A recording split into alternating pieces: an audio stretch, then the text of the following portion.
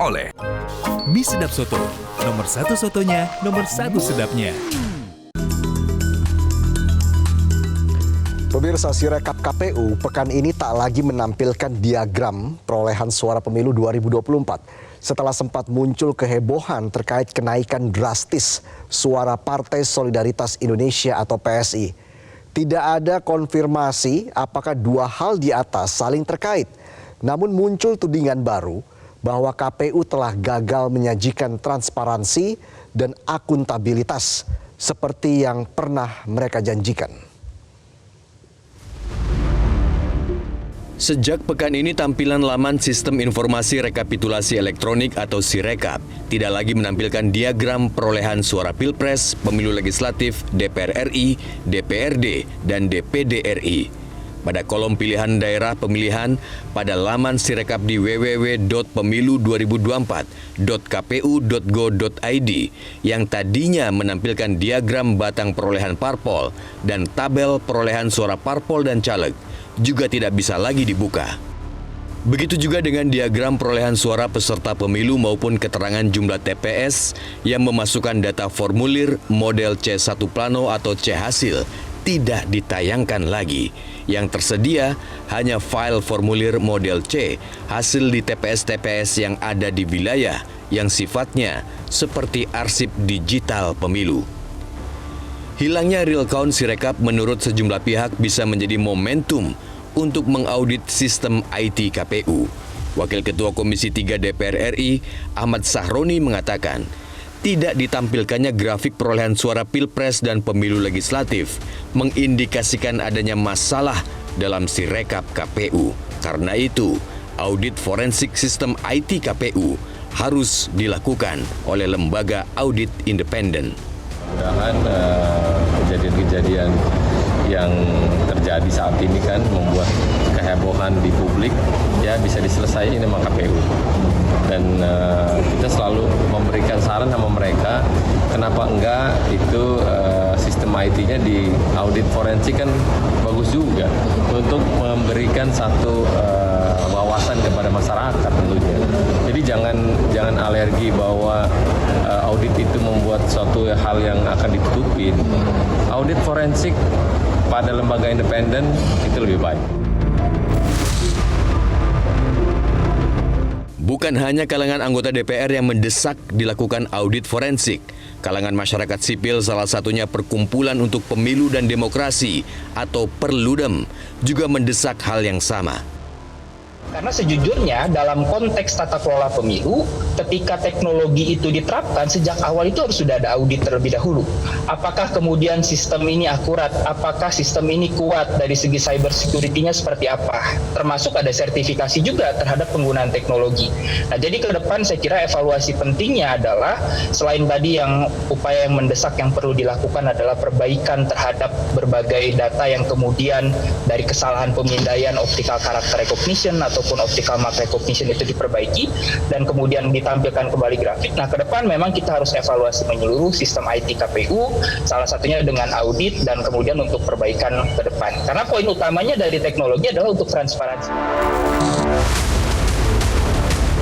Sirekap sendiri dikembangkan oleh KPU bersama Institut Teknologi Bandung ITB dan pertama kali dipakai pada Pilkada 2020. Pada 2021, KPU membuat nota kesepahaman dengan ITB untuk teknologi Sirekap. Sejauh ini, pihak KPU belum memberi klarifikasi terkait penghilangan diagram perolehan suara. Sikap KPU itu justru menimbulkan spekulasi bahwa ada sesuatu yang disembunyikan oleh KPU. Sebenarnya, dalam sistem yang dipakai KPU sebelumnya yaitu Sistem Informasi Penghitungan Suara atau SITUNG juga sempat ada masalah. Bedanya, KPU saat itu responsif, tidak seperti sikap KPU saat ini. Di 2014 kita mengenal SITUNG tadi, sistem penghitungan suara. Lalu kemudian di pilkada serentak di setiap gelombangnya dari 2015, 17, dan 18 ada juga yang namanya SITUNG. Di 2019 juga namanya SITUNG. Dan itu waktu itu sistem pemindaiannya itu ada di level kabupaten kota. Nah, tetapi di pilkada 2020 kita sudah mengenal tuh istilah Sirekap sebetulnya. bagaimana kemudian hasil form C1 di TPS, C1 plano pada waktu itu langsung difoto menggunakan telepon genggam dari petugas KPPS dan langsung dikirim dan dipublikasikan. Nah, sebetulnya ketika Pilkada serentak 2020 lalu juga gitu ya, bahkan ketika penggunaan situng itu ada salah pemindaian juga gitu ya. Ada beberapa angka yang kemudian tidak sesuai, dan kalau kita masih ingat di pemilu presiden 2019 lalu, situng sampai dipersoalkan juga di Mahkamah Konstitusi. Tetapi pada waktu itu KPU cukup cepat dan responsif terhadap kesalahan pemindaian dari sistem, dari form C yang kemudian diterjemahkan ke dalam data angka ataupun grafik pada waktu itu yang tidak sesuai dengan form C-nya, angkanya langsung diperbaiki. Sehingga kemudian ada respon cepat di publik, dan kemudian publik tidak ada spekulasi lebih jauh. Nah, saya kira apa polemik dan diskursus yang terjadi hari ini, salah satunya adalah karena faktor kurang responsifnya KPU kemudian memperbaiki dan juga memberikan klarifikasi. Hilangnya diagram perolehan suara pada Sirekap terjadi setelah publik heboh dengan melonjaknya perolehan suara Partai Solidaritas Indonesia (PSI) yang terpantau di Sirekap. Direktur Eksekutif Setara Institut, Halili Hasan menyebut melonjaknya perolehan suara PSI sebagai hal yang tidak lazim sehingga mengarah pada dugaan penggelembungan suara. Hal yang sama juga disampaikan juru bicara TPN Ganjar Mahfud, Ciko Hakim. Kami ingin mengatakan bahwa apa yang terjadi dalam bentuk lonjakan suara yang melesat, meledak pada PSI ini sesuatu yang tidak lazim, sesuatu yang aneh, sesuatu yang ganjil saya kira, dan itu cenderung mengarah pada dugaan penggelembungan suara.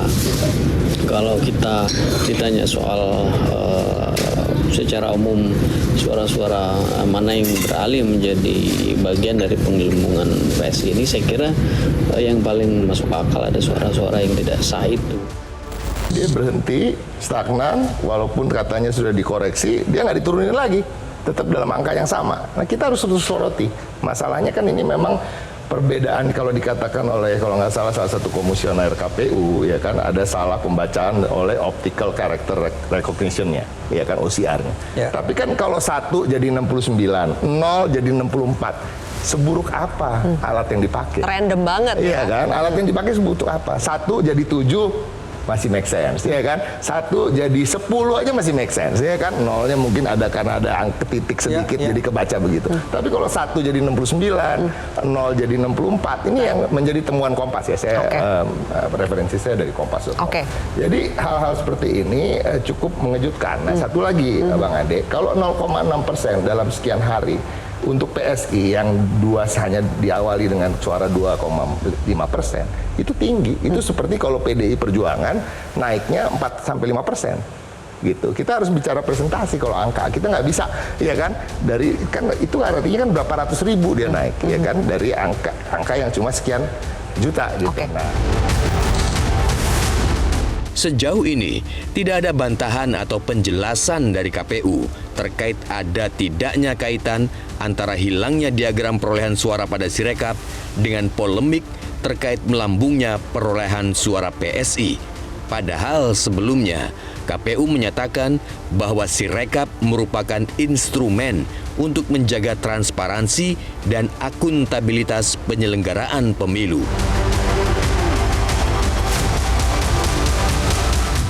Pemirsa, Metro This Week masih akan kembali dengan informasi akibat dibakar api cemburu, seorang caleg DPR RI mengotaki pembunuhan seorang perempuan yang menjalin hubungan gelap dengan kekasihnya. Informasinya usai jeda.